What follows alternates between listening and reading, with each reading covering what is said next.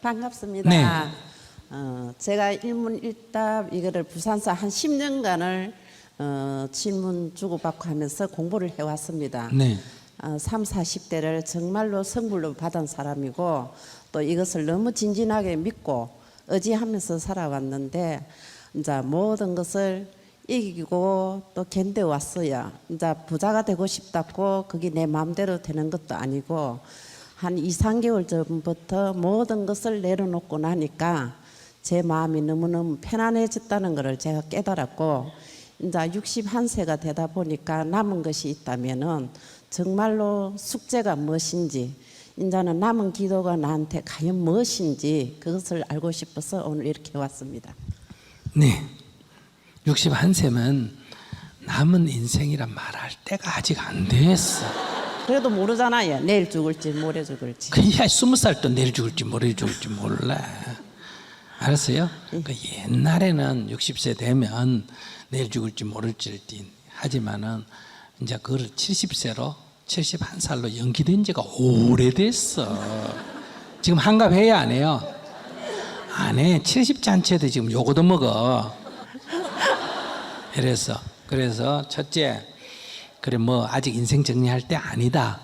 다만 20살이든 30살이든 내려놓는 건 좋은 거예요, 나쁜 거예요? 좋은 거다. 알았습니까? 네. 그러니까 자기가 이제 일찍 조기 은퇴를 하겠다. 아주 좋아요.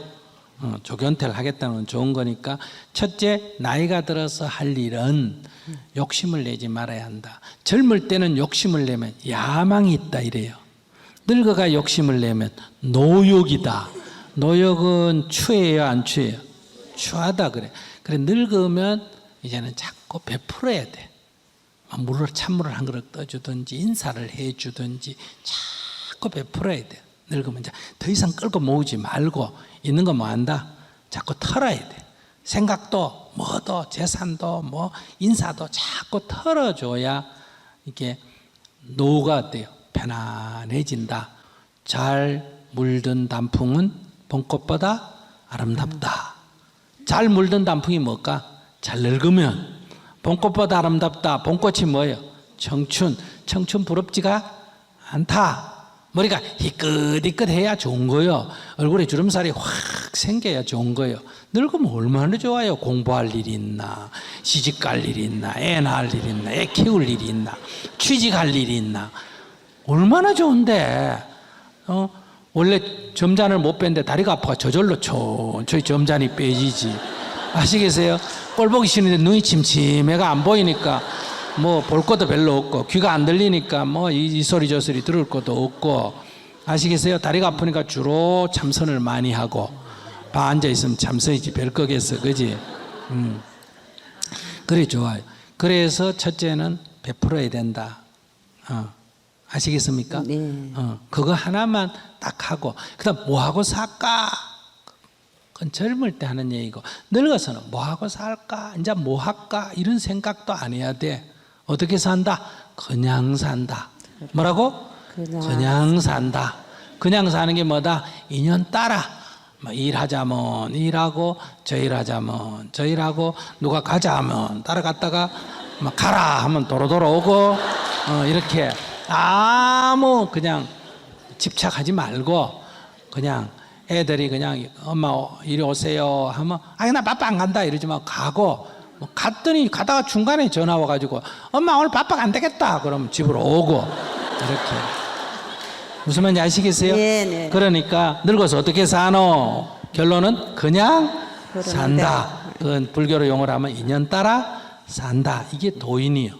도인은 할 일이 없다. 아시겠어요? 예. 그렇게 살면 되는 거예요. 예. 감사합니다. 네. 인생의 노후를 어떻게 보내야 되느냐.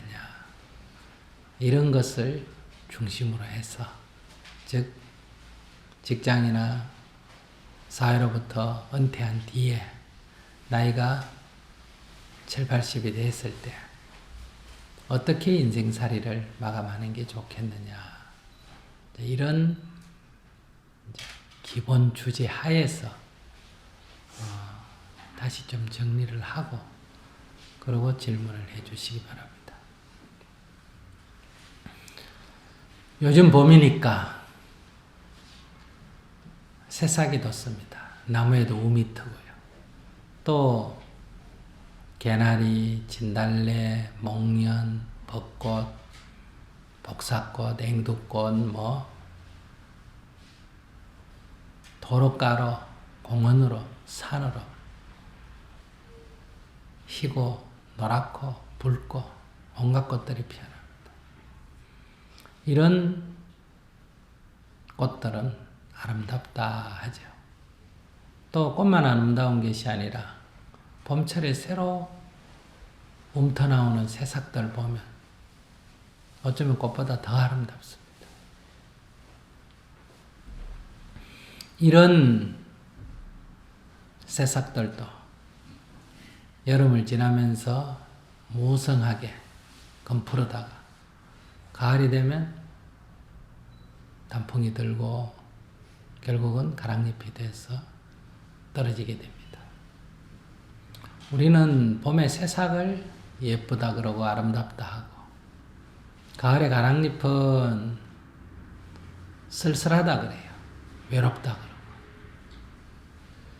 근데 반드시 그렇기만 한가? 봄의 꽃도 예쁘고 새싹도 예쁘지만 가을에 잘 물든 단풍도 너무너무 곱고 예쁘다. 봄에 꽃놀이도 가지만 가을에 단풍놀이도 많이 간다. 우리 인생도 그렇다. 아이가 태어난 그 어릴 때 살결도 부드럽고 얼굴도 곱고 또 이팔청춘이라고 10대 후반이 되면 복사꽃처럼 피어난다 그러죠. 젊음은 아름다운 거다. 그런데 늙으면 눈도 잘 안 보이고 귀도 잘 안 들리고 목에 가래도 생기고 걷지도 잘 못하고 머리는 허옇게 세고 얼굴에 주름살은 지고 그러면 늙음은 추하다 이렇게 말한다. 근데 그것도 반드시 그러냐? 그렇다고만 할 수가 없습니다. 인생을 논하는 법문을 할 때 새파랗게 젊은 스님이 법상에 올라와서 얘기하는 게 그게 좋은가? 머리가 허연 노승이 법상에 올라와서 인생을 얘기할 때 그게 더 좋아 보이는가? 역시 법문은 노장이 해야 그게 법문의 맛이 있어요. 제가 요즘 하는 얘기나 20년 하는 얘기나 똑같은데 20대 후반 30대 했을 때는 별로 설득력이 없었어요. 근데 요즘 이제 영감이 다 돼가서 하니까 조금 설득력이 있는데 그때까지 살지는 모르지만 7, 80이 돼가 얘기를 하면 어때요? 구수하게 들린다 이 말이에요. 술도 익어야 마시고 된장찌개도 채소에 좀 된장 국물이 꼭 배야 그게 제맛이 나고 밥도 땀이 푹 들어야 된단 말이에요. 요즘 젊은 사람들은 라면 끓일 때도 막 그냥 물버가 꼬실꼬실하게가 그냥 먹긴 합니다만은 그래도 좀 삶아야 밀가루 냄새가 좀 빠져야 그게 맛인데 그처럼 우리 인생도 나이가 좀 들어야 삶의 맛이 있습니다.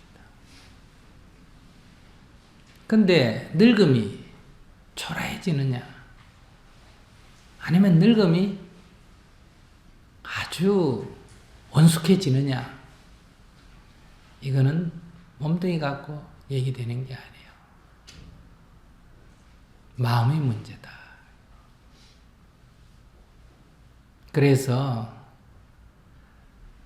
봄에 피는 꽃이나 세상만 예쁜 게 아니고 아름다운 게 아니고 가을 단풍도 잘 물들어 놓으면 은행나무 잎이 노랗게 물들듯이 단풍나무 잎이 빨갛게 물들듯이 잘 들어 놓으면 꽃보다 더 이쁘다. 날씨까지 쌀쌀한데 단풍잎 보면 얼마나 예뻐요. 그처럼 잘 늙어 놓으면 무지무지하게 예쁘다 이 말이에요. 아름답다. 머리가 희끗희끗해고 그래도 얼굴에 주름살이 좀 여기저기 좀 지고 그래야 훨씬 더 좋아 보인다. 입에서 나오는 한마디 한마디가 인생의 많은 경험에서 우러나오기 때문에 정말 들을 만하다. 그 애들 처음 떠들고 조잘대는 말 그거 시끄럽기만 하지 별로 영양가가 없는데 노인들이 한마디 하면 참 말의 의미가 깊다. 그렇게 단풍이 잘 물들어서 아름답듯이 사람이 잘 늙어서 그런 멋을 부리려면 어떻게 해야 되느냐. 첫째가 늙어도 어느 정도 건강해야 된다.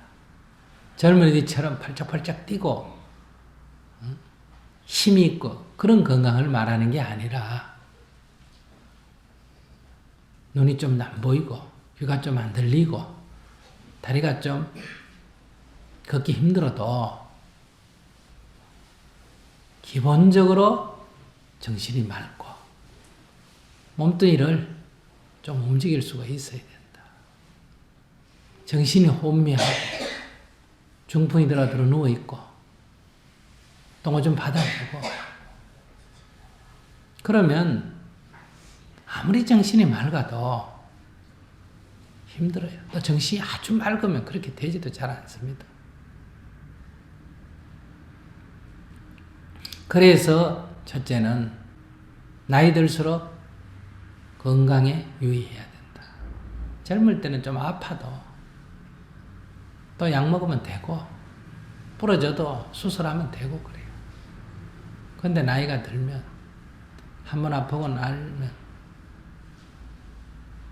가을비 오면 올 때마다 추워지듯이 한번 아프고 나면 팍팍 늙는 기분이 든다. 그래서 몸을 무리하게 써서는 안 된다. 막 억지로 젊을 때 기분으로 이렇게 쓰면 안 된다. 그래서 과로하면 안 된다. 이 과로란 건 다 욕심 때문에 하는 거거든. 억지로 하는 게 과로 아니에요. 그 이제 나이가 들었으니 억지로 뭘 자꾸 하려면 안 된다. 어느 정도 몸에 맞게 해야 된다. 두 번째, 젊을 때는 맛있다고 많이 먹고 또 살도 좀 쪘다가 또 뺐다가 또 토하기도 하고 그래도 되지만 연세가 들면 그렇게 안 돼요. 그래서 과식하면 안 된다. 아무리 맛있어도 적당하게 먹고 숟가락을 놔야 된다. 맛있다고 또 달라 그러고 또 달라 그러고 이렇게 먹는 거는 안 좋다. 독이 된다. 세 번째, 술을 먹더라도 과음을 하면 안 된다. 연세가 들어서 과음을 하면 계단이나 어디 굴러 떨어지기가 쉽고 몸좀 누우면 회복되기가 어렵다. 그래서 과로, 과식, 과음 이 세 가지. 과한 건 안 된다. 자기 몸을 자기가 딱 조절을 해야 돼. 요즘 우리나라에서 못 먹어가지고 영양실조 걸려가 일찍 죽는다. 이런 경우는 극히 드뭅니다. 대부분 과식하든 과로하든 과음에서 몸을 망치고 명을 단축하는 경우가 많다. 근데 여기 하나 필요한 것은 운동은 적당하게 해야 돼요. 그 운동이란 건 뭐 헬스클럽에 다니고 그런 게 아니라 노동을 해야 된다. 설거지도 하고 방청소도 하고 시골에 사신다면 농사일을 하셔야 돼. 조금만 몸에 안 좋다고 아야야야야야 그러면서 매 방에 가서 누워있고 이러면 오히려 건강에 나쁩니다. 그러니까 약간 좀 몸이 힘들더라도 무리는 하지 않는 수준에서 자꾸 움직여야 됩니다. 나이가 들수록 많이 움직여야 돼. 어쨌든 꼼짝꼼짝 자꾸 움직여야 돼. 다리가 아파도 조금 걷고 그렇게 자꾸 움직여서 운동을 해야 됩니다. 운동에서 제일 좋은 게 뭐예요? 제일 좋은 운동은 노동입니다.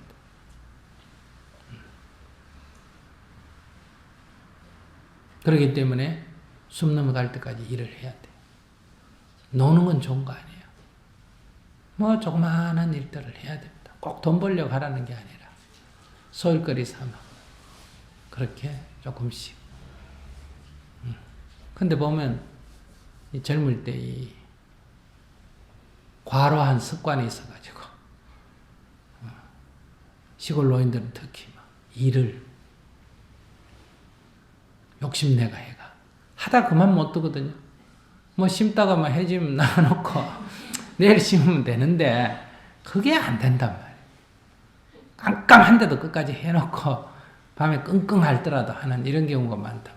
그래서 적당하게 하고 놔놓고 내일 또 하고 이래야 돼. 이제 두 번째가 자기 먹을 재산은 적당하게 갖고 있어야 돼. 자식이 이쁘다고 다 주면 안 된다. 만약에 내가 100이라는 재산이 있다면 한 70이나 80은 살아있을 때 나눠주는 게 좋습니다.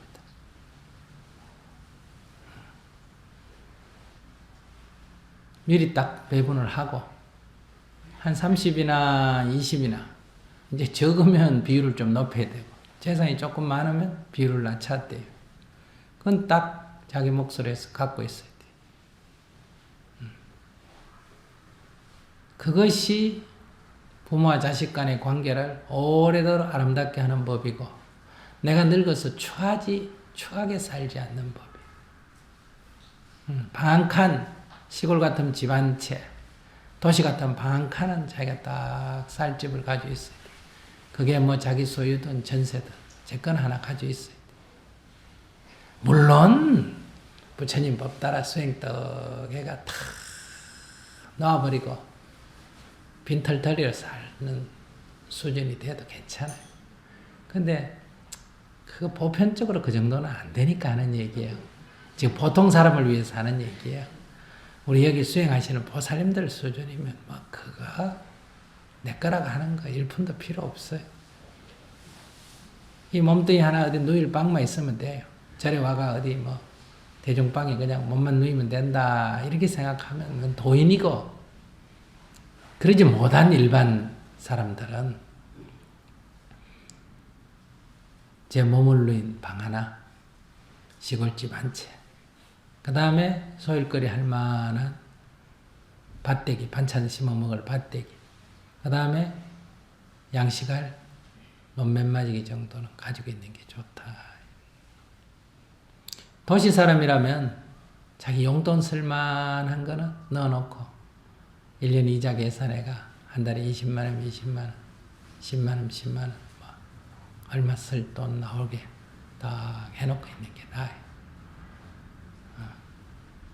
늙어서 몸 누울 자리도 없어지고 이렇게 되면 최저예요.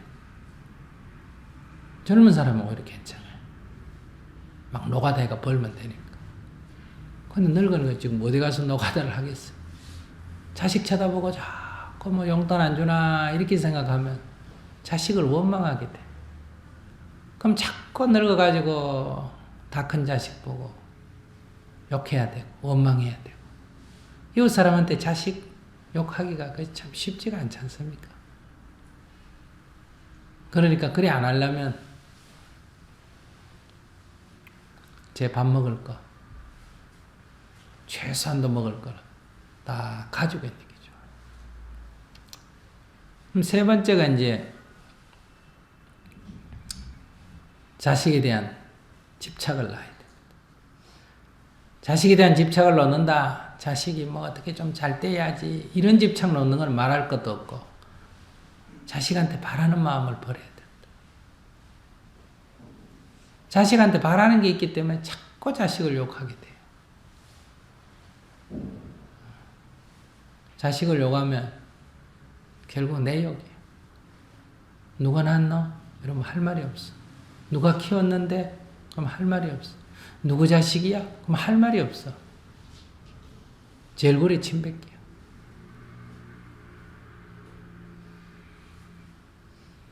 그래서 자식에도 바라는 게 없어야 돼요.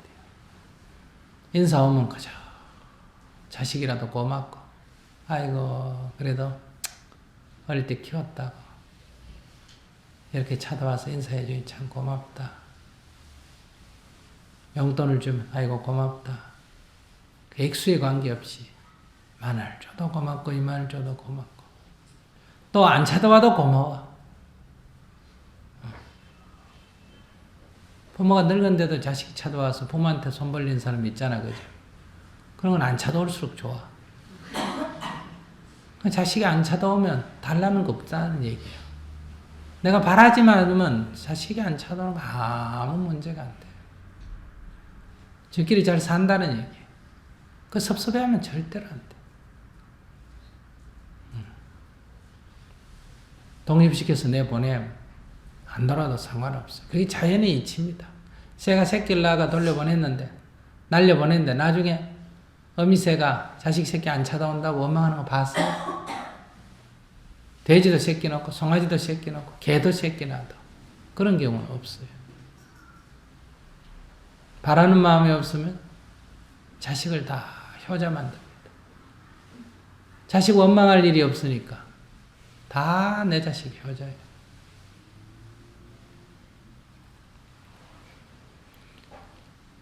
이게 굉장히 중요하다. 그래서 이 건강과 그리고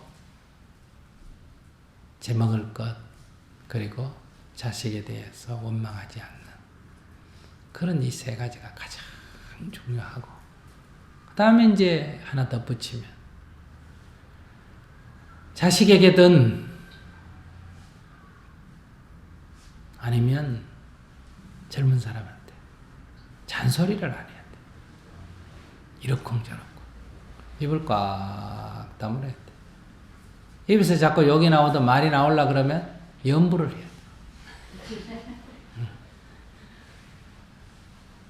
그러면 젊은 사람들하고 같이 있으면 늘 보살핌을 받습니다. 자식하고 같이 살아도 부모를 늘 자식들이 보살펴요. 대부분 자식이 아예 부모를 곁을 떠나고 잘 안 찾아온다 그러면 부모한테도 원인이 있습니다. 내가 좀 잔소리가 많구나.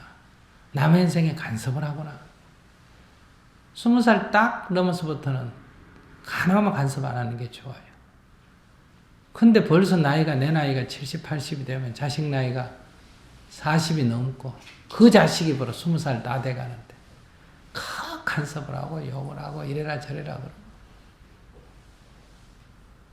이게 부모의 특징이기도 하고 노인의 특징이기도 합니다. 그러니까 젊은 사람이 노인을 모실 때는 그 잔소리를 기꺼이 받아들여야 돼요. 그러나 노인이 자기 인생을 아름답게 살기 위해서는 잔소리를 안 해야 된다. 항상 입에서는 말이 나오면 연불만 나와야 돼. 그러니까 얘야 밥 먹으라든지 뭐 가자든지 이런 얘기 하지 말라는 거 아니에요. 의사 전달을 위한 말은 다 해야 돼. 그러나 남의 인생에 간섭하는 그런 얘기는 안 해야 된다. 잘했니 못했니 시비 분별은 하지 마라.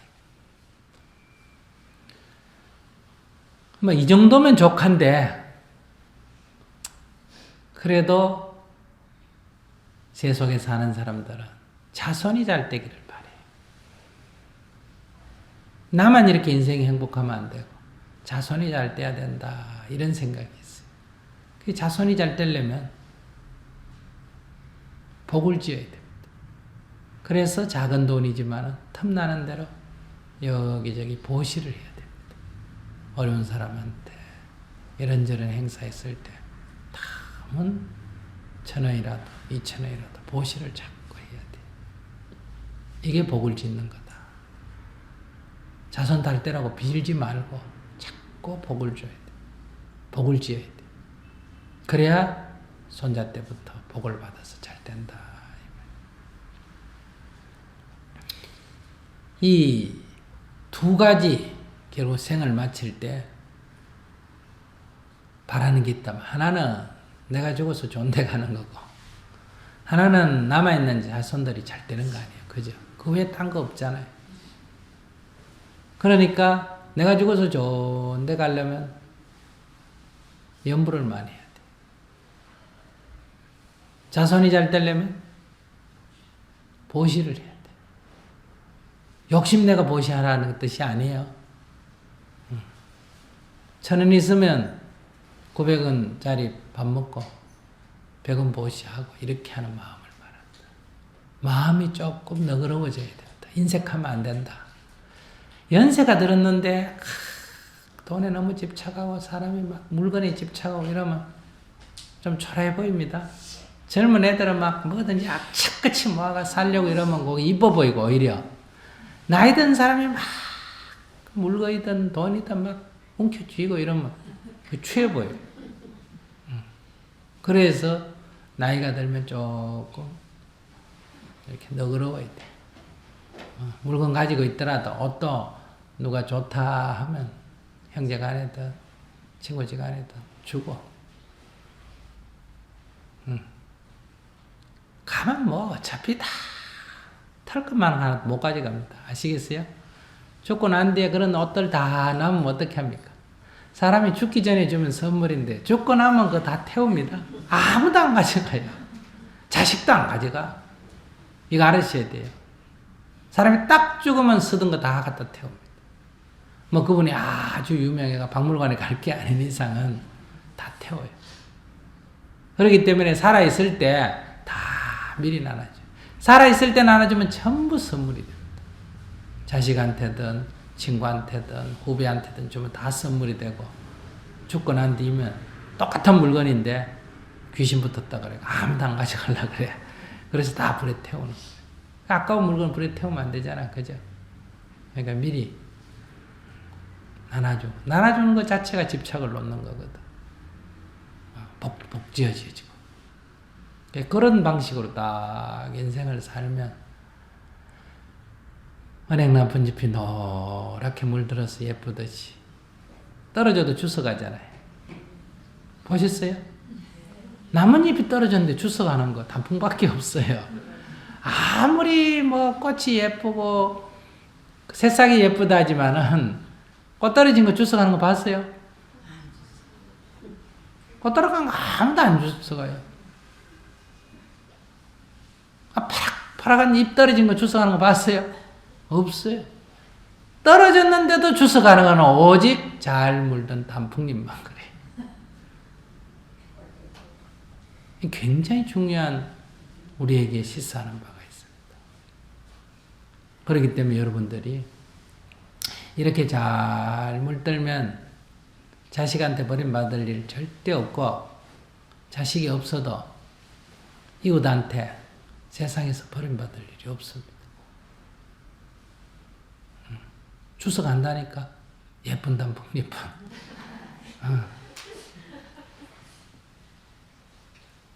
그렇게 아름답게 늙기 위해서는 수행을 해야 된다.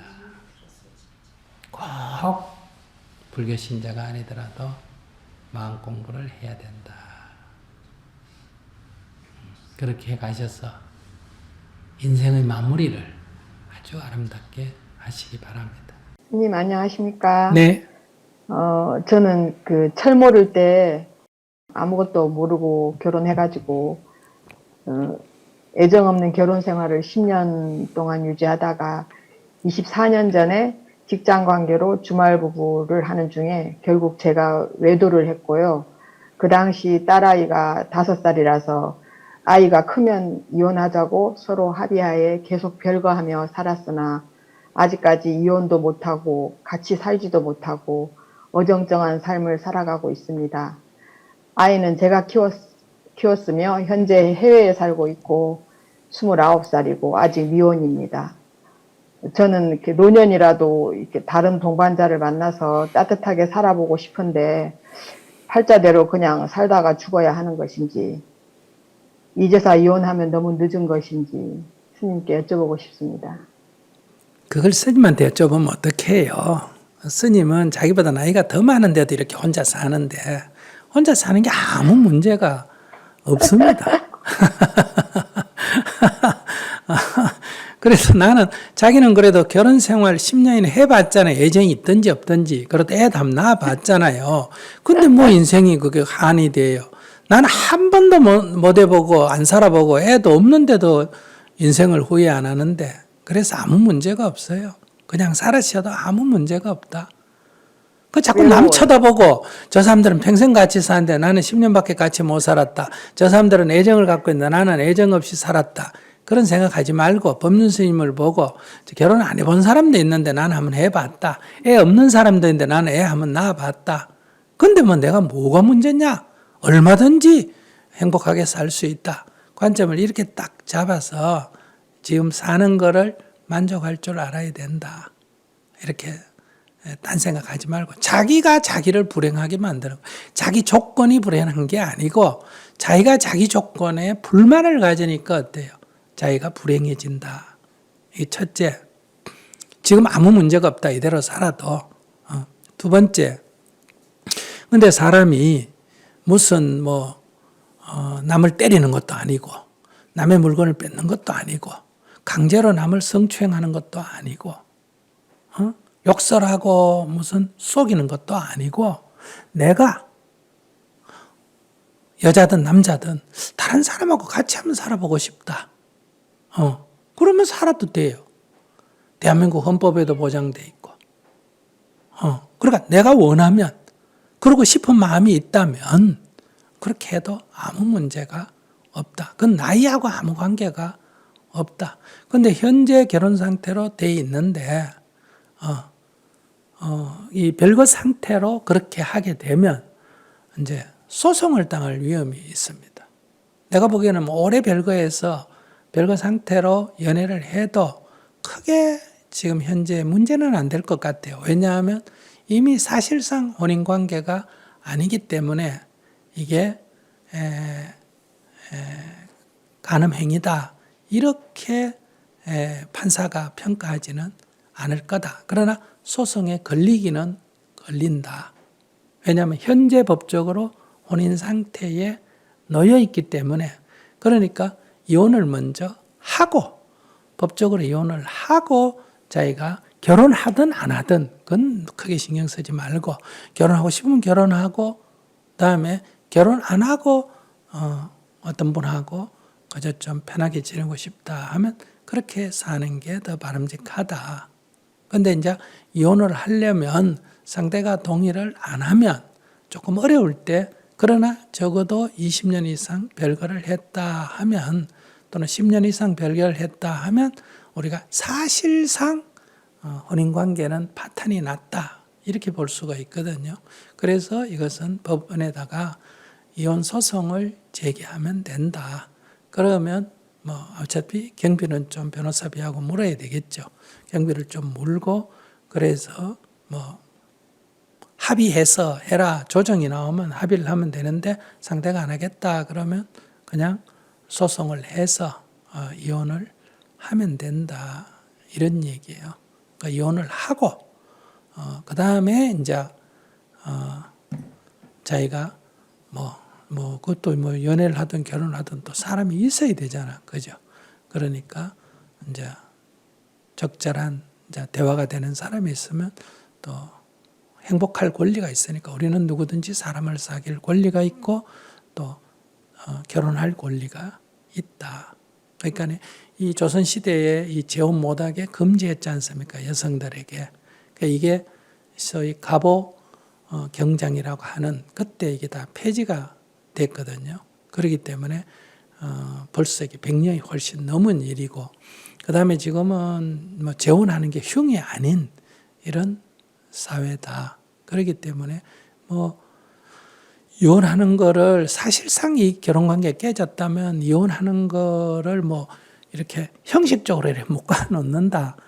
천주교 신자 같으면 그게 신앙적으로 안 된다 하니까 묶여있다. 이래 볼 수 있지만은 이거는 저는 시대에 뒤떨어진 얘기다. 사실상 깨졌으면 이혼을 하고 또 자기가 재혼을 하거나 재혼을 안 하고 혼자 살면서 좋은 사람과 대화를 하고 싶으면 하는 것은 자기에게 주어진 권리다.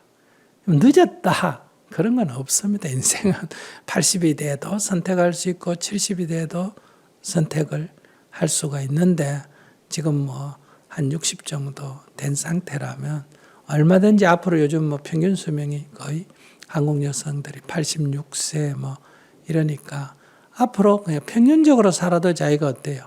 한 25년 내지 30년은 살 수가 있는데 늦었다 생각하지 말고 그것을 원하면 그렇게 선택해도 아무 문제가 없다. 그리고 자녀가 20살 밑에 미성년자일 때는 자녀를 좀 고려를 해야 됩니다.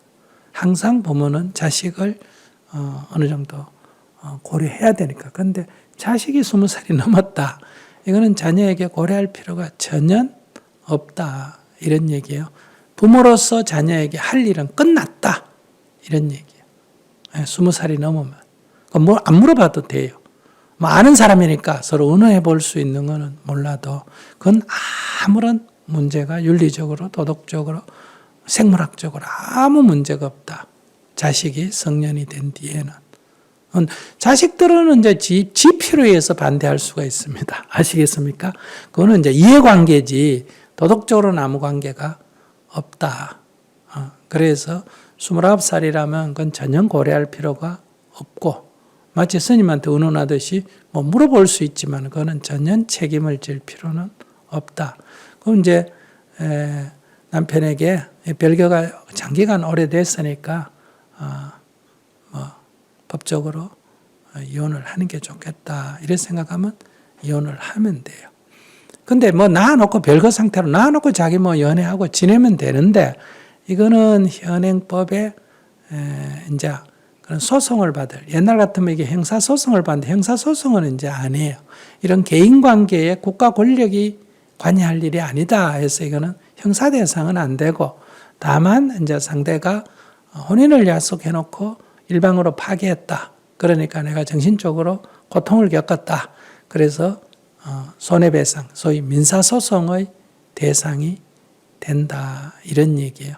그러니까 그런 거를 고려해서 이혼을 하고 자유롭게 하는 게 더 낫지 않을까 이렇게 생각이 드네요. 그건 다시 말씀드리지만은 이대로 살아도 아무 문제가 없다. 그런데 저것도 한번 먹고 싶다. 지금 먹는 이 음식만 먹고 살아도 나보다 더 잘 먹는데 저게 꼭 먹고 싶다. 그럼 먹어도 아무 문제가 안 된다. 그러니까 먹고 싶은 거 드시라. 이 얘기예요. 만약 그게 어렵다면 지금도 아무 문제가 없다. 이래도 좋고 저래도 좋다. 이 얘기예요. 근데 이제 지금 나이가 먹으니까 별로 좋은 남자가 없습니다, 스님. 좋은 남자는 다 임자가 있더라고요. 그걸 말이라고 해요. 왜 좋은 남자를 찾아 이 나이에. 아이고 남자면 됐다 이렇게 생각해야지. 그냥 혼자 살래요. 그러니까 남자를 만나겠다 이런 못 만나면 그게 또 괴로움이 돼요. 이대로도 좋다. 그런데 안 만난다 이렇게 정할 필요도 없다. 이리저리 만나다 보면 좋은 사람 있으면 연애하고 또 마음이 맞으면 결혼, 재혼하고 이런다. 이렇게 인생은 열어놓고 살아야지 이래야 된다, 저래야 된다. 그럼 그래 안 되면 괴롭다는 거예요. 그러니까 제가 먼저 말씀드리잖아요. 이대로도 아무 문제가 없다. 그런데 저래 한번 해보고 싶다 하면 자기에게는 그거를 고려할 필요는 없다. 그래 해보고 싶으면 해도 된다. 그러나 이런 사회적 약속이 있으니까 자식은 고려할 필요가 없고 남편은 혼인을 정리하고 사는 게 낫다. 죽은 뒤에 뭐 복잡하지 않냐? 죽은 뒤에는 뭐 가시던 풀에 갖다 묻히든 뭐 길거리에 버려지든 뭐 화장을 하든 그거 죽은 시신은 어떻게 처리하든 아무 관계가 없는 일이에요. 그거 다 산 사람들이 문제니까 죽는 사람은 그런 거 걱정할 필요가 없다. 이런 얘기. 네, 감사합니다. 네. 네. 이렇게 살든 저렇게 살든 아무 문제가 없다고 말씀해 주셔서 마음이 많이 위안이 됐는데요. 근데 혼자서 계속 살아온 사람보다 결혼 생활을 했다가 혼자 이렇게 사는데 저는 굉장히 힘들었거든요, 사실요. 많이 힘들었고, 경제적으로 힘든 게 아니라 경제적으로는 직업이 그런 대로 전문직이어서 살았는데 아이 키우는 것도 힘들고, 그리고 외롭고 그랬어요. 근데 이제 앞으로는 그냥 남의 눈치 안 보고 체면 같은 것도 안 따지고 그냥 제가 살고 싶은 대로 살려고요. 살고 싶으면 사는 건 좋은데 남 때리거나 남 물건 훔치거나 남 외간 남자 막 싫다는데 막 가서 껴안거나 이러면 안 돼요.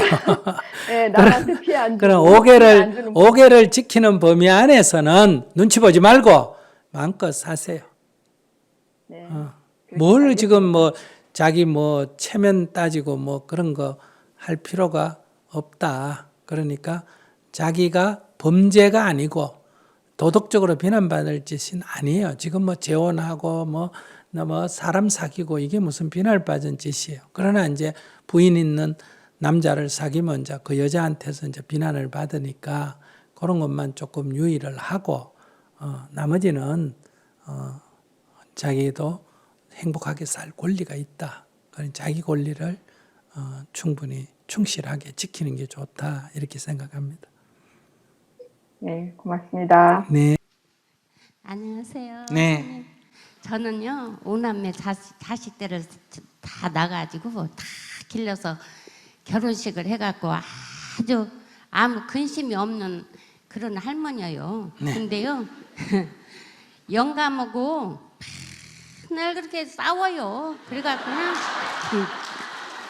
싸워갖고 자식들이 다른 사람은 저기 부모가 자식 때문에 맨날 걱정을 하고 그러는데 우리 집은 자식이 부모 때문에 맨날 걱정을 한다고 이렇게 한 게 그냥 자식한테 할 말도 없고 자식들이 매달 돈 줘서 아무 일도 안 하고 그렇게 편안하게 사는데 그래 영감이 그렇게 속을 상하게 해요. 근데 젊어서는 농사 같은 거 짓고 그러면 잘못 있다고 빌어야지 그 농사가 제대로 되지. 그렇지 않으면 그냥 다 죽어버려. 그게 맨날 잘못해도 잘못한 것이 없어도 밤날 내가 잘못했다고 빌었어요. 그래갖고 이제 사는데 이제 서울 올라와서 사니까 농사를 지어 머서리요. 자기한테 빌 일이 없거든. 그게 내가 이제 안 빌어.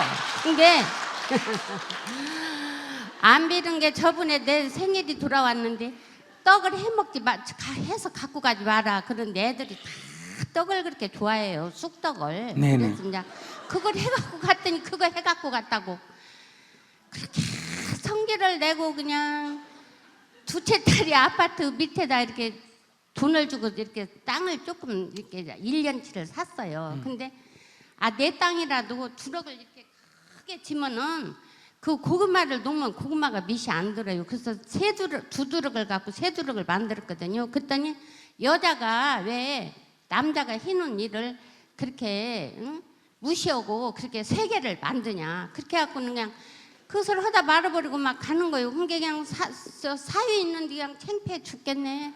이게 뭐 잘못한 것인가, 내가 잘못한 것인가, 영감이 잘못한 것인가 알 수가 없는데, 그래 갖고는 영감이 자기한테 그렇게 빌고 굴복 안 했다고 밥을 따로 해 먹어요, 계속. 그러니 그냥 사람 죽어서 둘이 살면서 밥을 따로따로 해 먹어야 하니 이걸 어떻게 해야 하냐고.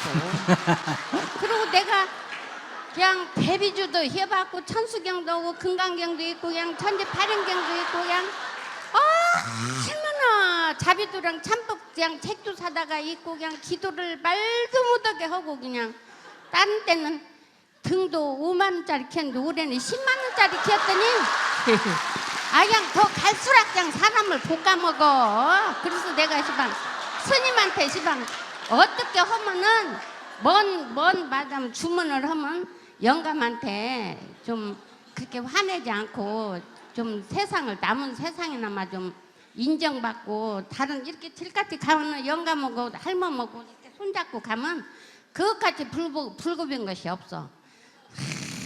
이날 연대께 손 한번 안 잡아보고 아이고 내가 그냥 아주 죽겠어요. 그래서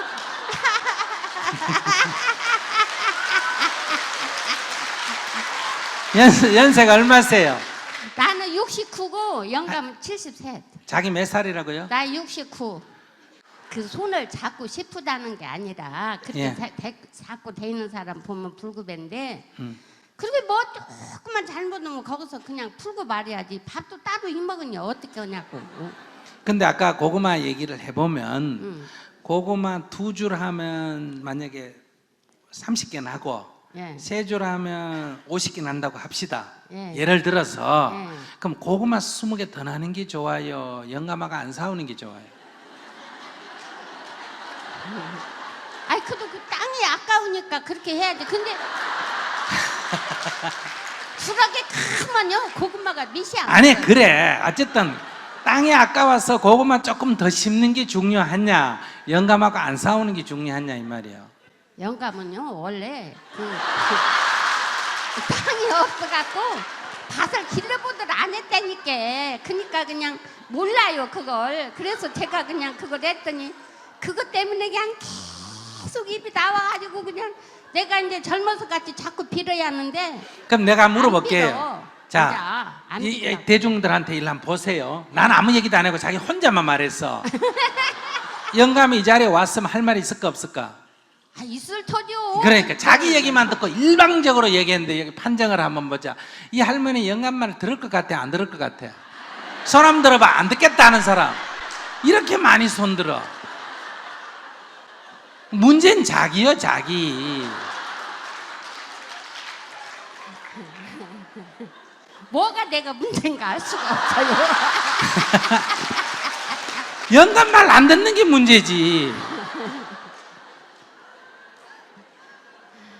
아이고 그런데 영감 말 다 듣고 맨날 그렇게 제가 빌고 그리고 이제 49년을 살았는데 이제 질려버려갖고 이제 허기가 싫단 게 그것이.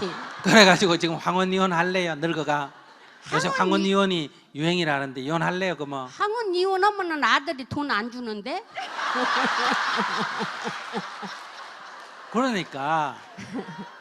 그러니까 할머니가 보살님이 영감한테 숙여야 돼. 이 인연이 숙여야 돼. 그러니까 농사 지을 때는 농사 때문에 어쩔 수 없이 숙였는데 자기 이제 농사 안 지으니까 배짱이다 이거지.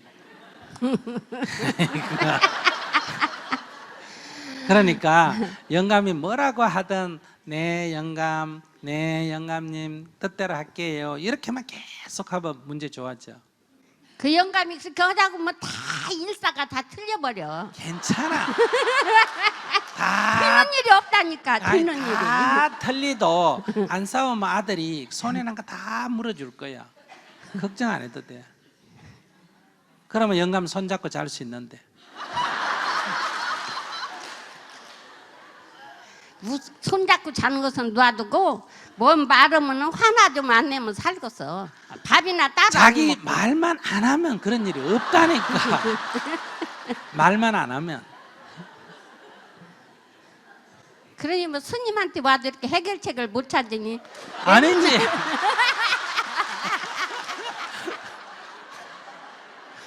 그러니까네 할머니가 얼마나 남 말을 안 듣나. 스님 말도 안 듣는 거예요. 그러니 근데 오늘 여기 있는 이 많은 사람들이 남편 말 안 듣고 시어머니 말 안 듣고 온갖 말 안 듣다고도 스님 말은 듣는데 자기는 스님 말도 귓가에 안 들려.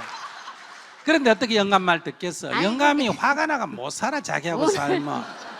나도 얘기하니까 막 화가 자꾸 날라 그래. 아니 스님이 뭐 우리 영감 다니는데 왜 이렇게 화가 나요? 하도 말을 안 들으니까. 이날 생선 49년 동안 말 듣고 그렇게 빌고 살았다니까. 에이. 그러니까 할머니 이렇게 저기 기도하셔야 돼요. 절 좀 할 수 있어요? 못 해요? 다리 아파가. 절이요? 응. 아이고 절 그 저기 3,000배 2,000 저 900짜리 하다 아니 700짜리 하고 싫어져 버렸어. 그래갖고 그 뒤로 못 해. 지금 아무리 108배는 할 수 있죠. 108배 못 해요. 무릎이 천천히 하면 할 수 있어요. 예? 천천히 하면 할 수 있다고. 천천히. 몰라요. 내 말이랑 도대체 안 듣네.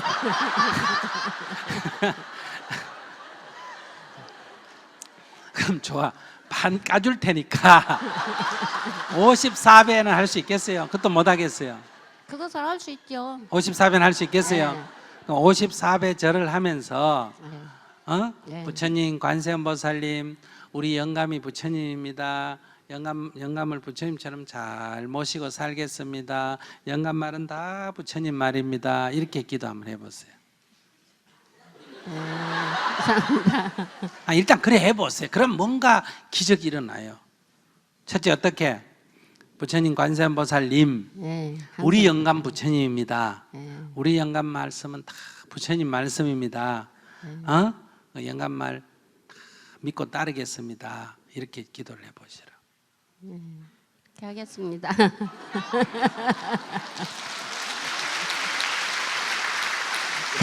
그러면 영감 뭐라 그러든 부처님 말이라고 생각하고 네 영감 그렇게 할게요. 이렇게 고구마를 2줄 하면 2줄 하고 석 줄 하면 석 줄 하고 풀을 매면 매고 안 매면 안 매고 이렇게 하려는 대로 한번 따라해 보세요. 따라하면 이게 저절로 이게 변화가 일어납니다. 자기도 편하고 영감도 변화가 일어나요. 지금은 자기도 힘들고 영감도 힘들고 두 영감 할머니가 한 집에 살면서 밥 따라 해 먹는 것도 힘들잖아, 그죠? 영감 하지 않은 데랑 밥도 같이 먹을 수 있어요. 맨날 그러니까 내가 손해만 보고 내가 이게 손해 보는 게 아니라 이래야 이익 본다니까. 그래야 돼요. 이렇게 그래야 절을 편해. 하면 가슴에 있던 영감 때문에 답답했던 화가 풀려요. 자기가 영감 말을 부처님 말로 안 받아들이고 안 믿어서 그래. 그러니까 영감 말씀 부처님 말씀이다. 부처님 말로 부처님 하면 자기 따라야 돼, 안 따라야 돼? 따라야 되겠죠. 그렇게 네 이렇게 하면 자기 여기 가슴에 있던 답답한 것도 풀려요. 스님 말이 안 믿어지나 봐. 매일 아침 그렇게 영감님한테 응. 화내지 말고 건강하시고 그 영감 고치려고 하는데 영감은 부처라니까 안 고쳐도 그렇게 된다니까. 저기 그렇게 기도하고 데뷔 49독서 꼭 그렇게 해요. 절하면서 절하는 게 중요해요. 절하면서. 절하면서 뭐라고? 우리 영감 부처님입니다. 네. 우리 영감님 주처님입니다. 영감 말은 다 맞습니다. 영감님 말씀은 다 맞습니다. 무조건 이해하고 따라하겠습니다. 무조건 이해하고 따르겠습니다. 그렇게 해봐요. 네. 알았죠? 감사합니다. 네. 오늘 해결책 찾으러 와갖고 그냥 여기서 망신만 사. 나 창피해 죽겠어.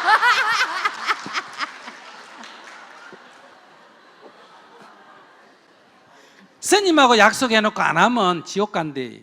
아니 근데 그렇게 할게요. 하세요. 예. 고맙습니다. 알죠? 예. 그래도 우리 할머니는 그래도 자기 할 말 다 하고 또 생각도 또 바꿔요, 안 바꿔요? 바꿔요. 저 굉장히 중요한 할 말 다 하고 그리고 또 바꿔줘야 돼요. 근데 아까 저 고향에서 하는데 할 말도 다 안 하고 끝까지 안 바꾸고 남이 문제라 그러고 그러는데 저렇게 딱 바꿔주면 얼마나 좋아요. 그러면 금방 좋아집니다. 예. 네. 저는 이런 데 나와서 이런 말씀드리기가 굉장히 부끄럽고 남한테 손짓 받는 일 같아서 네네. 그렇지만은 한번 스님을 네네. 앞에서 말씀드리겠습니다. 저는 60세까지 직장 생활을 하다가 퇴직을 했어요. 네. 일거리가 없다 보니까 어떻게 찾다 보니까 아파트 경비는 써주더라고요. 네네. 그래 아파트 경비를 하다가 이렇게 보니까 지금 그것도 70이 넘으니까 안 써줘요. 네. 그래서 제가 76세입니다. 네. 그러다 보니 식구가 그때서부터 바가지를 긋기 시작하는데 뭐 그냥 괄세를 굉장히 받고 있습니다. 네. 그리고 괄세를 해도 어느 정도지 그래 하다 못해 내가 그 의지할 데가 없어서 이제 술을 배우게 돼서 이제 막걸리를 주로 많이 먹습니다. 네. 그래야 웬만하면 아침 한 끼를 갖다가 막걸리를 때우고 맙니다 그냥. 네네. 그러고 이제 나가고 같이 있으면 자꾸 싸움만 되고 이래서 그래서 하도 그 어떻게 뭐 이길 방법이 없고 이래가지고서는 나중에는 아주 수법을 한번 썼어요 제가. 친구들을 데리고 와서 식구가 어디 나간 사이에 친구들을 데리고 와서 술판을 벌렸어요 집에서. 술판을 벌리고서는 그렇게 하고서는 이제 치우지도 안 하고서는 친구들은 간담회 나오니까 막 그때 가서 뭐 죽기 살기로다가 막 그냥 나한테 댐비고 막 이러는데 그 뭐 당할 수가 있어요. 그래갖고서는 야 이거 어떻게 하면 이거 되겠느냐 생각을 해보다가 안 되겠어요. 그래가지고서는 그 생각을 해보라고 나도 저기 친구들하고 나갈 것 같으면 꼭 술 대접을 받고 이러는데 나는 돈이 못 벌다 보니까 집이 데려와서 이렇게 술 사다가 먹는 게 돈이 들지 않느냐. 그래도 그걸 갖다 이해를 못하고 자꾸 나한테 뭐 그냥 아주 독살스럽게 하도 하기에 이걸 갖다가 어떻게 뭐 그전 같으면 그냥 막 젊었을 때 같으면 주먹이라도 올라가고 그러갔는데 그렇게 할 수도 없고 그래서 야 이거 한번 꼴탕을 한번 먹여주는 방법이 생겼어요. 화분을 갖다가 그냥 큰 화분을 갖다가 테레비 앞에다가 냈대 둘러뭐 태기를 치고서는 쪼각쪼각 하고서는 난 나갔어요. 그냥 나가고서는 거기 가서 이제 한참 뭐 어디 있을 때가 있어. 그래 공원에 가서 그냥 슬슬 바람이나 쐬고 마음을 새키다가 또 술 한 병 사다가 혼자 꿀떡꿀떡 먹으면서 가만히 생각하고서는 잘 때쯤에서 집이 들어가니까 깨끗하게 치워놨어요. 뭐 그냥 깨끗하게 치워놔서 야 이것도 한번 승질 내볼 만한 일이구나 이렇게 생각하고서는 이제 그때 고담서부터는 이제 어떻게 이제 이럴수록 이제 식구 비율을 내가 더 맞춰줘야지 이렇게 하고 지내는데 어떻게 하면 좀 식구 비율을 내가 맞춰주고 살았으면 좋을까 하는데 나는 그런 게 떠오르더라네요. 네네. 아이고 결혼 생활 몇 년 하셨어요? 결혼 생활을 한 45년 했습니다. 네. 45년 했는데도 모르는 일을 한 번도 안 해본 내가 어떻게 알겠어요?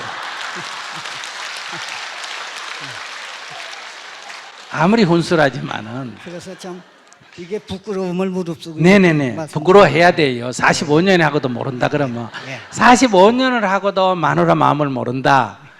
그 선생님 문제예요. 마누라 문제가 아니고. 근데 우리 평균적으로 보면 그래요. 평균적으로 보면 여성들이 조금 극성인 사람도 있고 남자가 조금 좀 문제가 있는 사람도 있고 그러지만은 전체적으로 이건 비슷합니다. 조금 심한 경우가 있지만은 그런데 남자들이 주로 자기 이렇게 살아오면서 밥은 부인이 했어요? 자기가 했어요? 아니 부인이 하지요. 예, 그 다음에 방 청소도 대부분 누가 해요? 같이 하지요. 예, 옛날에는 옛날에는 여자가 했지요. 예. 그런데 이제 이런 거를 자기가 돈 벌어 올 때는 야 커피 걸어오느라 신문 가져오느라 창문 열어라 잿더리 가져오느라 이런 거 안에 꼽지면 다 해줘요. 왜? 돈 벌어 오니까.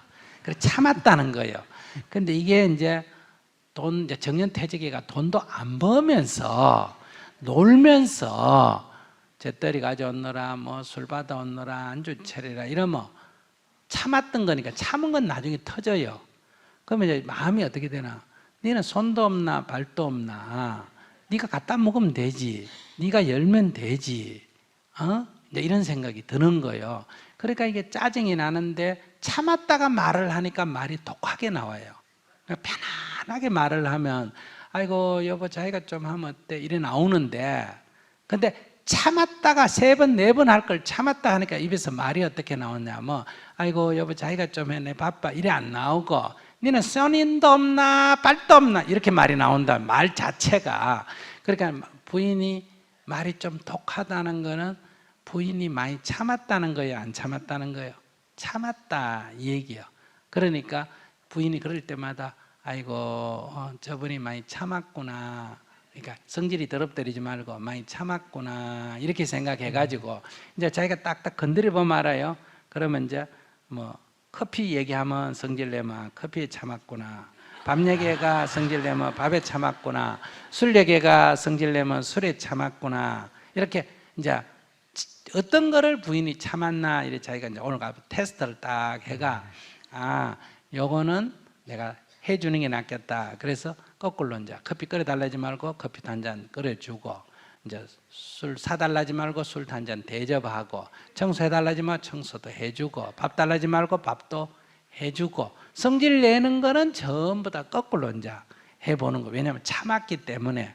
그렇게 해서 부인한테 아이고, 그러면 이제 부인이 이 성질 내는 부인 이러면 고맙게 여길까, 이게 또 미쳤나 이렇게 생각할까, 이게 또 미쳤나, 왜 평소에 안 하든지 하나, 죽을 때가 다 돼가나, 이런 똑똑하게 말을 해. 왜냐하면 말이 이게 가시가 있으니까. 그래 독하게 말을 하더라도 여보 미안해, 내가 뭐 잘하려고 하는 게 아니고 내가 직장 다니고 뭐 하면서 진짜 내 가정을 제대로 안 돌봤다, 네 생각 못했다. 그런데 내가 오늘 가서 스님한테 법문을 들어보니까 네가 성질 내는 게 다 내 잘못이라는 걸 알아가지고 내가 한번 연습 한번 해본다. 이렇게 청소도 연습 한번 하고 밥도 연습 한번 해보고, 그래도 네가 성질 낼 때는 나도 조금 힘들긴 한데 그렇다고 우리가 지금 아직 10년도 더 살아야 되는데 이렇게 원수같이 살 수는 없지 않느냐. 그래서 내가 그러면 내가 한번 연습을 한번 해보자 해서 한번 해보는 거니까, 내가 밥이 좀 서툴더라도 좀 먹어주고, 커피가 맛이 없더라도 좀 먹어주고, 방 청소가 좀 서툴더라도 네가 다시 하더라도 좀 봐줘라. 이렇게 이제 이렇게 저분이 내 마누라가 참 많이 참았구나. 그래서 항상 성질 내면 성질 말을 따라가지 말고 아이고 당신 많이 참았구나, 당신 많이 참았구나 이렇게 자꾸 기도를 하시면, 그리고 이제 이 돈 벌어가 와가 자꾸 문제를 풀려고 하지 말고 이제 성질 내는 거를 자꾸 이렇게 대신해 주는, 이렇게 자꾸 해보면 제가 볼 때는 성질을 낸다는 거는요 아직 애정이 있다는 거예요. 애정이 식으면 성질도 안 내요. 그냥 닭소 쳐다보듯이 이렇게 되거든요.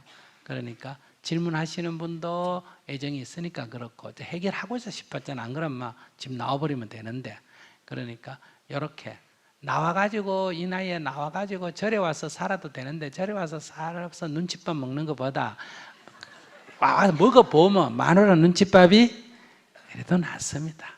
그래서 조금만 이렇게 한번 바꿔보면 괜찮을 것 같은데 한번 해보시고, 안 되면 다음에 또 질문해서 한번 더 해주세요. 아니 한 말씀만 잠깐만 네. 드릴게요. 그래 한 번은 이랬어요. 나를 그럼 죽여달라. 그러니까 네. 아유 어떻게 죽여? 아이 당신이 저기 뭐요 극약을 타갖고 나 먹이면, 술 먹은 다음에 먹이면 그대로 죽을 거 아니요? 그럼 편할 거 아니요? 그러니까 왜 누구를 범인을 만들어? 가 물에 빠져 죽지. 이러더라. 맞는 소리요 그거. 나도 그러겠다. 죽으려면 지 나가 죽지 왜 독약을 타가 먹여가지고 감옥 가게 만들어. 그래갖고서는 이게 참난 조심하라.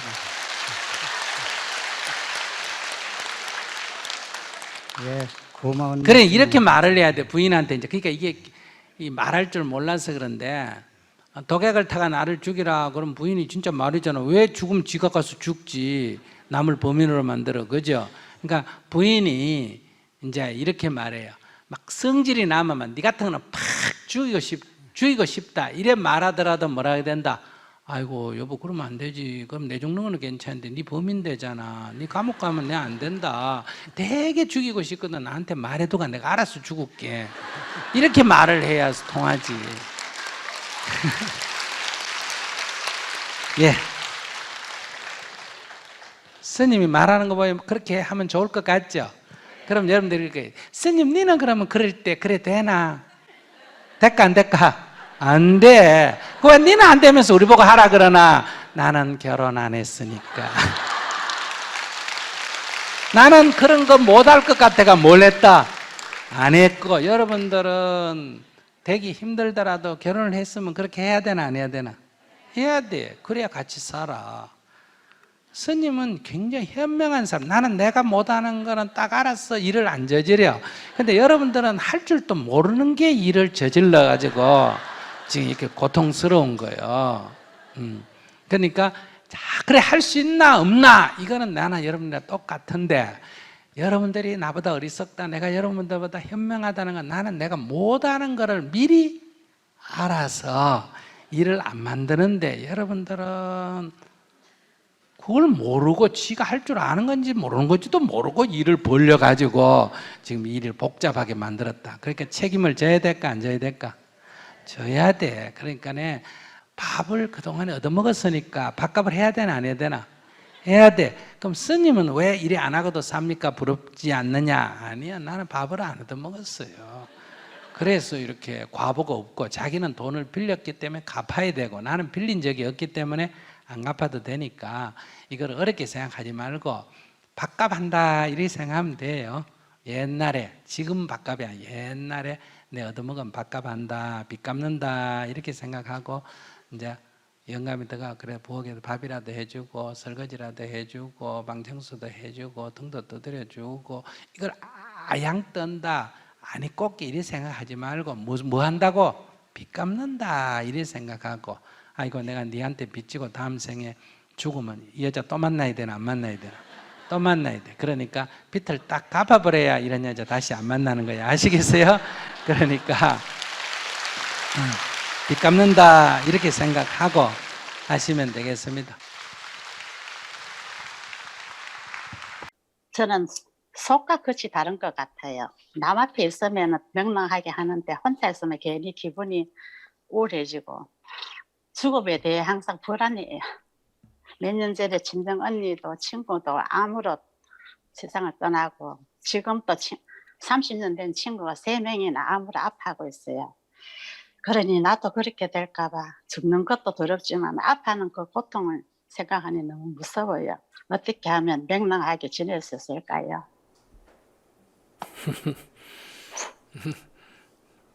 자기가 늙었다는 증거예요. 내 주위의 사람이, 죽는 사람이 한둘 는다는 것은 내가 뭐 했다? 나이 들었다는 증거예요. 내가 젊으면 내 주위에 내가 아는 사람 중에 죽는 사람이 극히 드물어요.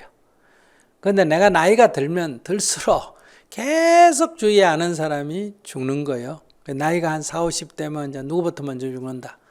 부모 죽는 모양을 보게 되고, 친구 부모 죽는데 문상 가게 되고, 아시겠어요? 나이가 이제 60을 넘어가면 이제 어때요? 선배들 죽는 거 보게 되고, 70이 넘어가면 이제 학교 친구들 뭐 초등학교 동기 누가 죽었다, 중학교 동기 누가 죽었다, 대학교 누가 죽었다, 뭐 어디서 만난 누가 죽었다, 이렇게 해서 늘 이제 이렇게 죽는 얘기를 듣게 되는 거예요. 그러면 뭐 요즘 여러 가지 환경공해 때문에 암이 더 많아졌다 할 수도 있지만은, 암 환자가 많다는 건 뭐예요? 수명이 길어졌다 이런 얘기예요. 옛날에는 60 되기 전에 대부분 사람들이 죽지 않습니까? 그래서 환갑, 진갑 다 지나면 뭐 이제 여한이 없는 그런 삶일 때는 암까지 걸리기 전에 다른 병으로 죽어버려요. 그런데 이제 다른 병을 다 이기니까 이제 그런 이제 암 환자가 늘어나게 되는 거예요. 그러니까 인도에 제가 학교를 운영하고 있는 동네가 아주 불가촉 천민, 진짜 아주 거의 원시적으로 생활하는 아주 열악한 조건에 사는 그런 동네예요. 그 동네에서 실제로 코로나는 아무 병축에도 안 들어갑니다. 왜 그럴까요? 그 동네에는 콜레라가 유행해가 죽기도 하고, 결핵 때문에 죽기도 하고, 홍역 때문에 죽기도 하고, 뭐 태어나자마자 얼마 안 돼가 유아 사망률이 높고 이러거든요. 그러니까 이런 열악한 조건에서는 다른 병에 다 죽으니까 코로나 같은 거는 병축에도 안 들어가는 거예요. 그러니까 인도에 이게 아리러리인데 인도에서 코로나 때문에 죽는 사람은 다 중산층 이상이에요. 현대 문명병이에요. 다른 세균을 다 잡아가 죽여가 이렇게 해니까 우리 몸에 면역이 어때요? 덜 돼 있는 거예요.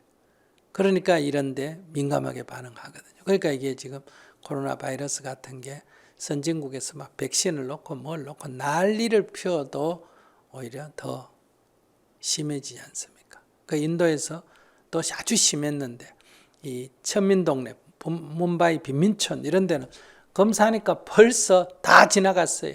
자연 면역이 다 돼 있어요.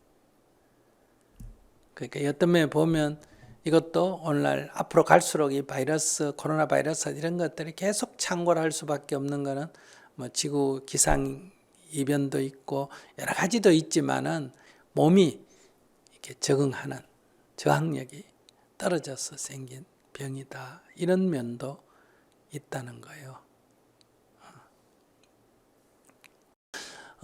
그런 것처럼 이게 오래 살아서 생긴 병이다. 그러니까 자꾸 나쁘게 보지 말고 살 만큼 살아서 생긴 병이니까 내가 좀 나이가 들었구나. 내가 이제 50이 넘었구나. 60이 넘었구나. 형제가 죽는 거 보니 어때요? 이제 70이 됐구나. 이런 개념이니까 그렇게 편안하게 보셔야 되고 사람이 또 갑자기 이렇게 탁 죽어버리면 자녀들이나 아는 사람들이 볼 때 슬플까 안 슬플까? 예? 갑자기 죽어버리면 슬플까 안 슬플까? 슬프겠죠. 네, 그러면 병치레 한 슬픈데. 3년 하면 긴 병에 효자 없다 이러잖아. 그죠? 네네. 그러면 살아남은 사람 입장에서는 좀 아프다가 죽는 게 정이 끊어져요. 갑자기 죽는 게 정이 끊어져요. 좀 아프다가 죽는 게 나은데 이 암이라 하는 거는 사람이 고통스러우니까 그게 이제 좀 불안스럽고 좀 안 됐고 그렇습니다.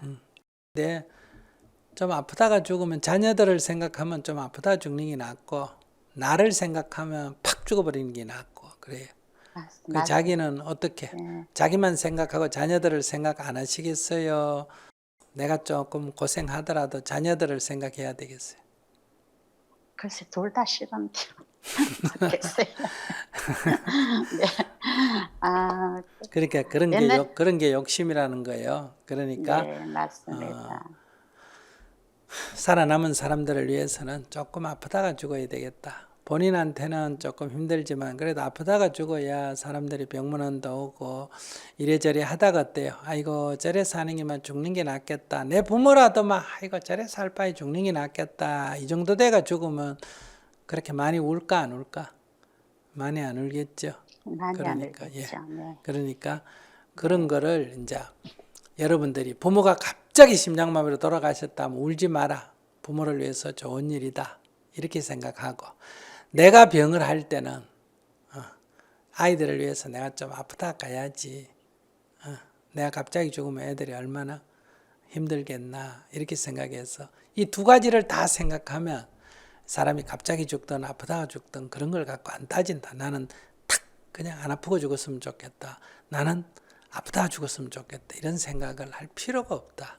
인연을 따라서 아프면 아픈 대로 살다가 죽고 또 갑자기 죽으면 또 인연 따라 갑자기 죽으면 죽고 그래 이렇게 받아들여야 돼. 왜 그러냐면 이거를 안 아팠으면 좋겠다 한다고 안 아파지지도 않고 아프다가 죽었으면 좋겠다 한다고 아파지지도 않는다는 거예요. 그거는 내가 선택할 수 있는 게 아니다. 내가 운동도 하고 내가 정상적인 최선의 생활을 하는 것뿐이지 아프고 안 아프고 내가 운전을 하면 내가 운전만 잘하면 사고 안 난다 이런 생각하면 안 돼요. 내가 운전을 잘하면 사고 날 확률이 낮다 이렇게는 말할 수 있지만 사고 안 난다 이렇게 말할 수는 없어요. 왜 그러냐면 다른 사람이 와서 박아버리니까. 가다가 다리가 갑자기 끊어지거나 산사태가 나거나 돌멩이가 구르거나 앞차에서 뭐 철근이 떨어지거나 이래 죽을 수도 있잖아. 그죠? 그러니까 내가 최선을 다하는 것 외에 그 이외의 거를 가지고 이랬으면 좋겠다 저랬으면 좋겠다 하면 지금 질문자처럼 번뇌만 생긴다. 그러니까 그 사람들 아프다 하는 걸 갖고 이것도 정신전염병이거든요. 코로나만 전염되는 게 아니라 이 정신적인도 전염이 돼요. 아픈 사람 보면 나도 아파지고 슬픈 사람 만나면 나도 슬퍼지고 화내는 사람 만나면 나도 화가 나고 이게 뭐예요? 정신적으로 이게 전염이 되는 거예요. 그래서 수행이란 것은 이 전염을 차단하는 거예요. 그 사람이 슬프더라도 나는 슬프지 않고 그 사람이 화내더라도 나는 화내지 않고 이렇게 이 전염을 이렇게 막아야 된다. 수행이란 것은 마치 면역 체계를 내가 갖는 것과 같다. 그리고 옆에서 언니든 뭐 친구든 이러면 현대 우리가 장수 오래 사니까 이렇게 오래 사는 그 병으로 이렇게 암이 나타나구나 이렇게 생각을 하고 옛날에는 또 우리 한 30년 전만 하더라도 암 하나 생기면 집을 팔아야 되잖아, 그죠? 근데 요즘 암이라고 뭐 집 팔고 이런 일 없잖아요. 그러니까 요즘 암 같은 건 사실 큰 병축에도 안 들어갑니다. 위암이니 유방암이니 이런 거는. 물론 이제 급성암이면 위험하지만 그렇게 좀 편안하게 받아들이고 통증이 있는 거는 그럼 어떡하겠어요. 그래서 통증은 환자에게 있어 이 통증을 완화시키기 위해서는 우리가 보통은 뭐 모르핀이다 이런 거는 마약이라 그러잖아. 그죠? 그래서 못하게 하지만은 통증 있는 환자에게는 그걸 가지고 진통제로 쓰거든요. 그래서 이제 되게 회복 불능이고 통증은 심하고 이제 이럴다 할 때 이제 안락사 이제 좀 편안하게 죽을 수 있는 길을 선택할 수 있지 않느냐 이런 운동도 있어요. 그래서 세계적으로 이제 스위스 같은 데는 그런 걸 인정하고 또 어떤 나라에는 인정을 안 하고 그래요. 자기 생명을 그냥 기분 나쁘다고 젊은 사람이 자살하고 이걸 인정한다는 게 아니라 나이가 들었거나 병으로 회복 불가능한 데다가 통증이 지나치게 심해서 고통스러운 시간을 오래 끄는 것은 인간의 존엄성을 해친다. 그럴 때는 본인이 원하면 안락사를 할 수도 있다. 이런 이제 제안들이 요즘 새로 일어나고 있습니다. 그래서 너무 걱정하지 마시고 몸이 좀 아프면 아이고 애들을 위해서 내 좀 아프다 죽어야지 이렇게 생각하고 또 꼴까닥 하면 아이고 뭐 애고 뭐고 내 편한 게 최고다 이렇게 생각을 하고 이렇게 편안하게 받아들였으면 좋겠다 싶네요. 네, 감사합니다. 근데 겉과 속이 다르다 그게 무슨 말이에요? 겉과 속이 다르다. 사람 다 겉과 속이 다른데 자기만 겉과 속이 다르나? 범스님도 겉과 속이 달라요. 그러니까 겉과 속이 똑같은 사람은 아무도 없습니다. 조금은 다른데 겉과 속이 너무 다르다 이게 문제지 다 조금씩은 달라요. 남한테 보이지는 모습하고 그 다음에 자기 내면하고는 모든 인간이 다 차이가 납니다. 만약에 사람이 속에 있는 걸 다 바깥으로 표현한다 이게 좋을 거라고 생각해요? 겉과 속이 일치하다고 다 좋을 거라고 생각한다. 이러면 이제 여러분들이 길 가다가 어떤 남자를 만나고 어떤 여자를 만났는데 마음에 든다고 난 너하고 하룻밤 자고 싶어 난 너를 좋아해 이러면 어떻게 이거 복잡해서 살겠어요. 다 겉과 속을 조금 통제하고 살아야 이게 사라지지. 안 그랬어요? 네, 맞습니다. 그러니까 겉과 속이 조금씩 다른 거는 그것이 반드시 나쁜 게 아니고 아까 뒷담화가 반드시 나쁜 게 아니다. 뒷담화 안 하는 것보다는 못하지만은 앞담화 하는 것보다는 못하. 그래도 뒷담화가 예의 바른 사람이 하는 일이다. 이렇게 좀 긍정적으로 받아들여야 한다. 인간 세상에 일어난 일은 다 있을 만한 일이에요. 그러니까 그걸 무조건 부정하면 안 되고 그럴 만하다. 그럴 수도 있다. 그러나 그거보다는 이렇게 하는 게 조금 더 낫겠다. 우린 조금 더 낫겠다를 향해서 가는 거지. 우리가 그렇게 갑자기 이렇게 모든 걸 뛰어넘어서 갈 수 있는 게 아니다. 들어간다 하니까 좀 서글프네요. 네. 좀 저도 아픈 사람 생각하면 자꾸 전염될 수 있다 이런 생각하니까 좀 마음이 아픈데 편하게 긍정적으로 생각하면서 많이 수용도 해야 되겠다 생각했습니다. 감사합니다. 그럼 자기가 만약에 병든 사람한테 자기가 지금 병들어 누워 있는데 친구가 찾아와서 아이고 많이 아프지 무슨 병이고 암이다 아이고 몇 년밖에 못 산다 어쩐다 하면 병문안 와서 계속 병 얘기만 하다가 뭐 그게 위문이 안 될까? 되겠죠. 그러지. 네. 그러니까 병문안 가서 야 우리 그 저기 중학교 다닐 때 니하고 나하고 어디 갔지? 맞아. 그때 우리 맛있었잖아. 맞아. 언제 네 얼른 일어나라. 언제 가서 그거 먹으러 가자. 이렇게 웃으면서 얘기해야 문안 왔다 가면 옛날에 기억이 있어가 기분이 좋지. 오는 사람마다 다 아이고 아프지. 아이고 이러고 어쩌노 이러니까 더 아프다 이 말이에요. 병이 더 나고 아시겠어요? 그러니까 네. 만약에 옛날에 우리 언천이 많았잖아요. 그러면 아이가 모든 어른이 아이를 보는 사람마다 아이고 애가 저리 썼다노 아이고 애가 저리 썼잖아 하니까 애가 자기를 보는 모든 상이 인상 쓰는 사람 얼굴만 본단 말이에요. 그러니까 정신적으로 나빠지는 거예요. 그러니까 우리가 그걸 이상하게 보면 안 된다. 여러분들이 장애인을 보고 불쌍하게 생각하는 건 좋은 건 아니에요. 좀 불편할 뿐이지 그도 행복하게 살 권리가 있고 우리가 어릴 때 뭐 이런저런 경험을 했다 하더라도 그건 이미 지나간 일이고 지금 살아있다면 행복하게 살 권리가 있다. 그러니까 몸이 아픈 거는 몸이 아픈 거고 몸이 아픈 건 나서는 건 누가 나선다? 의사가 할 일이고 몸이 아픈데 다른 병이 정신적으로 옮겨간 게 괴로움이라는 거예요. 지금 젊은 자는 몸이 아픈 게 정신으로 옮겨와가 정신병이 된 거란 말이에요. 그러니까 몸이 아픈 거는 아프고 병원에 가고 부러지면 뭐 기부스 하면 되고 주사 맞으면 되고 정신적으로는 몸 아픈 거에 덜 구애를 받아야 된다.